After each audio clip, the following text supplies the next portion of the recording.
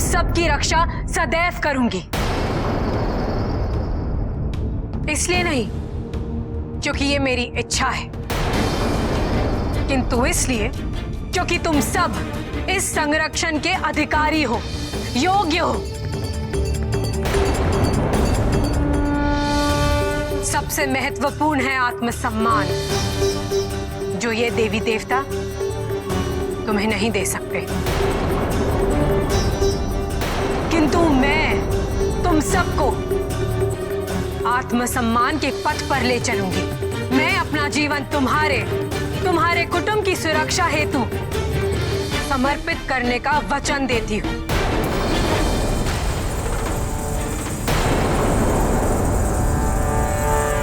मैं यहाँ केवल तुम सबका अटूट विश्वास मांगती हूँ,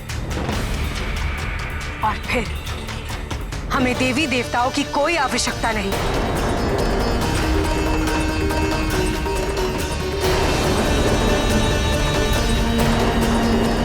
क्या तुम सब मेरे साथ हो?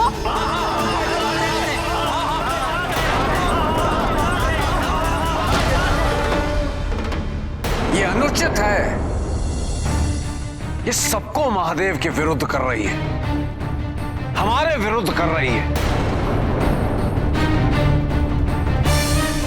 महादेव ने उसे स्पष्ट शब्दों में समझाया था, किंतु उसके उपरांत भी वो महादेव के शब्दों का अनुपयुक्त अर्थ निकाल रही है और अपना परिचय महादेव की मानस पुत्री के रूप में देकर सबको प्रभावित भी कर रही है। ऐसे में हस्तक्षेप करना अनिवार्य है देवगुरु। नारायण नारायण।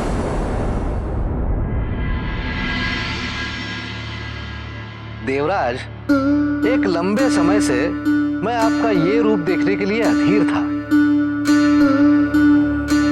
जब आप उत्तेजित होकर कोई ना कोई अनर्थ कर दें।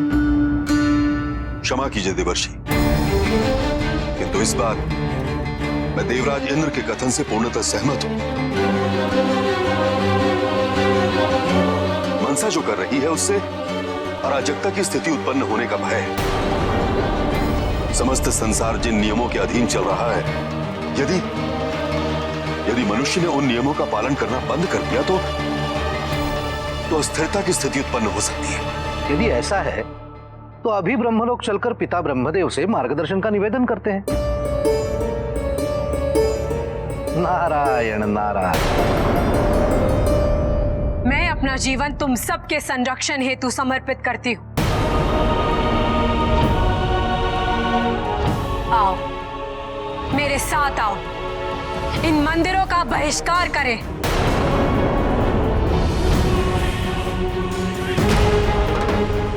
इन देवी देवताओं का बहिष्कार करें।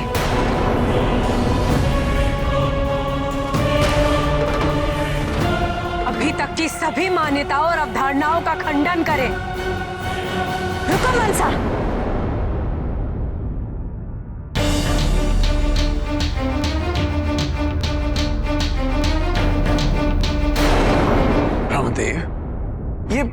ये मनसा का हठ है। वो केवल अपने अहम के संतोष हेतु ऐसा कर रही है। ब्रह्मदेव, मनसा का ये कथन कि वो सबको संरक्षण प्रदान करेगी, सबकी समस्याओं का समाधान करेगी, ये अनुचित है। देवी देवताओं की भूमिका का ऐसे संकीर्ण दृष्टिकोण से आंकलन करना, सबको भ्रमित करना, यह अनर्थकारी हो सकता है प्रभु। मनसा के लिए सत्य की अनुभूति अनिवार्य है देवगुरु। ये विडंबना ही है कि जिसे वो सत्य समझ रही है वो केवल भ्रम है उसका। उसे देवी देवताओं की महत्ता समझनी होगी,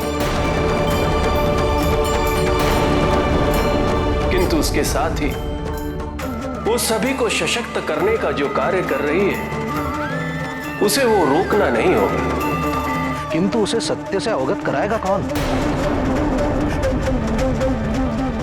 वो तो किसी की सुन ही नहीं रही है। धैर्य नारद, धैर्य। सच्चा गुरु वही है जो अपने शिष्य का उचित मार्गदर्शन कर सके, उसे उसके निर्णय की सार्थकता और निरर्थकता का बोध करा सके।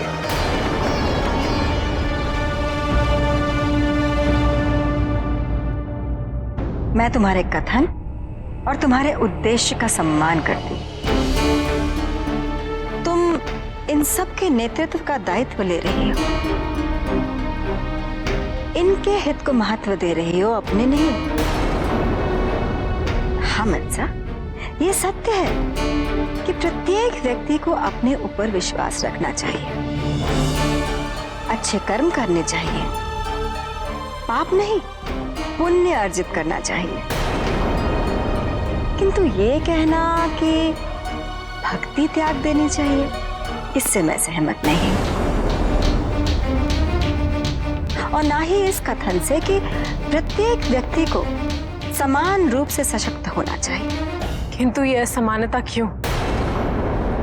क्यों केवल कुछ ही व्यक्तियों को ये शक्तियां प्रदान हो? क्यों ना उन शक्तियों को सब में वितरित किया जाए, ताकि समानता की आधारशिला रखी जा सके? क्योंकि शक्ति प्रदान करने के पूर्व यह सुनिश्चित करना अति आवश्यक है कि वो व्यक्ति उस शक्ति को धारण करने योग्य है अथवा नहीं। शक्ति का उचित उपयोग करना अत्यंत कठिन है मनसा, दुरुपयोग करना अति सरल।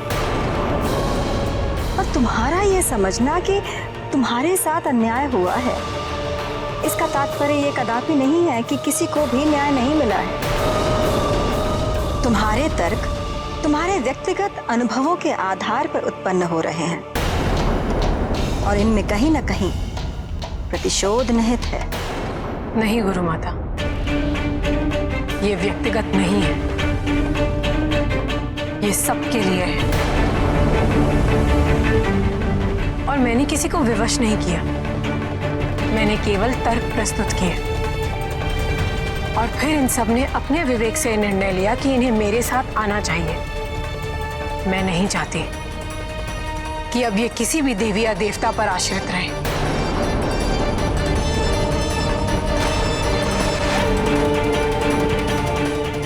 मैं चाहती हूं कि ये स्वयं पर विश्वास करें और अपना निर्णय भी स्वयं ले सके। किंतु भावुकता में हमें ये कदापि नहीं भूलना चाहिए कि कोई भी व्यक्ति अपने निर्णय स्वयं तभी ले सकता है जब उसमें अपने हित के साथ साथ सामाजिक हित की जागरूकता पर्याप्त रूप से हो, उसमें समस्या को निस्वार्थ भाव से समझने की योग्यता हो।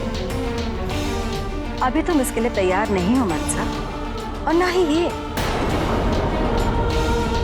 तुम जो करना चाहती हो उसे शीघ्रता से नहीं, संयम से करो,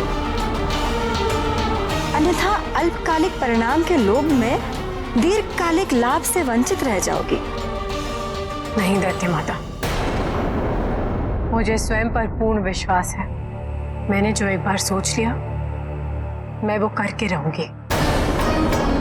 मुझे केवल आपके आशीर्वाद की आवश्यकता है, और यदि आप मुझे अपना आशीर्वाद नहीं देना चाहते तो भी मैं अपने लक्ष्य को प्राप्त करके रहूंगी।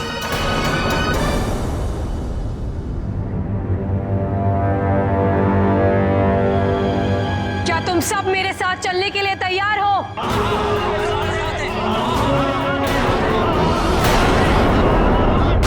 बोलिए प्रभु।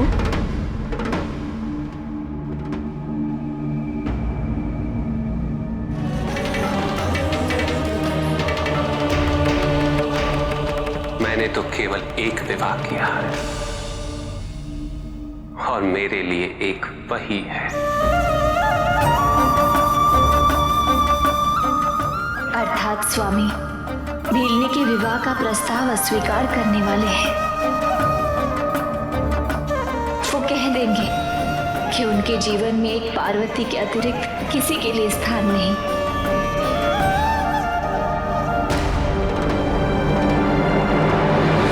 स्मरण रहे हमारा उद्देश्य, या तो हमारी भी पूजा होगी या किसी की नहीं।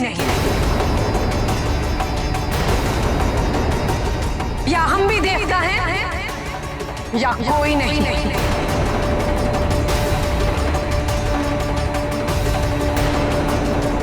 किंतु अब हमें करना क्या होगा? वही जो वर्षों और युगों पूर्व हो जाना चाहिए था। ब्रह्मा और विष्णु अपने लोक में सुरक्षित बैठे। यदि हम सब दैवत्व चाहते हैं तो हमें अभी कैलाश जाना होगा।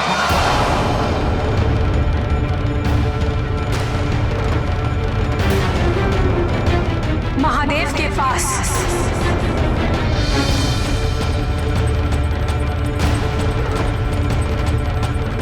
चलो कैलाश।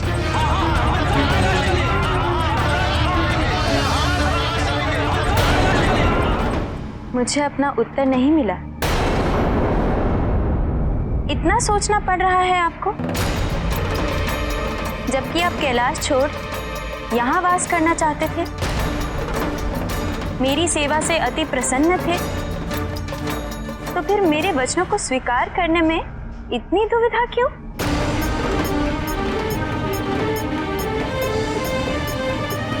मैं आपका उत्तर सुनने के लिए अधीर हूँ।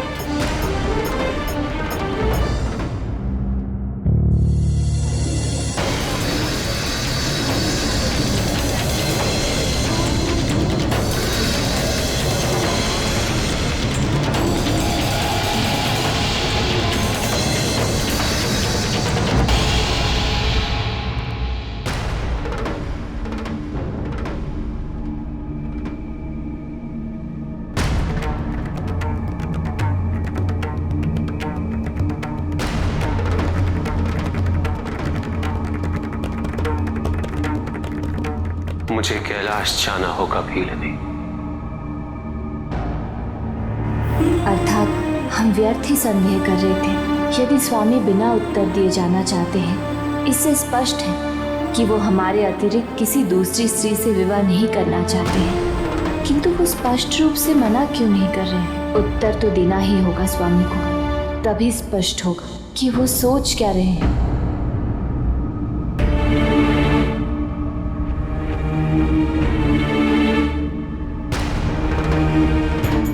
आपके इस उत्तर से सिद्ध होता है कि मैं आपके लिए महत्वपूर्ण नहीं, मेरे प्रश्न आपके लिए महत्वपूर्ण नहीं। आप कहीं नहीं जाएंगे। आपने मुझे वचन दिया है कि आप तब तक यहाँ से नहीं जाएंगे जब तक कि मैं आपसे ना कहूं। वचन दिया है भीलनी, किंतु इस क्षण मेरे लिए कैलाश जाना अति आवश्यक है। मेरी मानस पुत्री मनसा ने मेरे भक्तों को भ्रमित कर दिया। वो उन्हें अनुचित मार्ग पर चलने के लिए विवश कर रही है। अपने अन्य भक्तों के पद से भ्रमित होने की चिंता है आपको?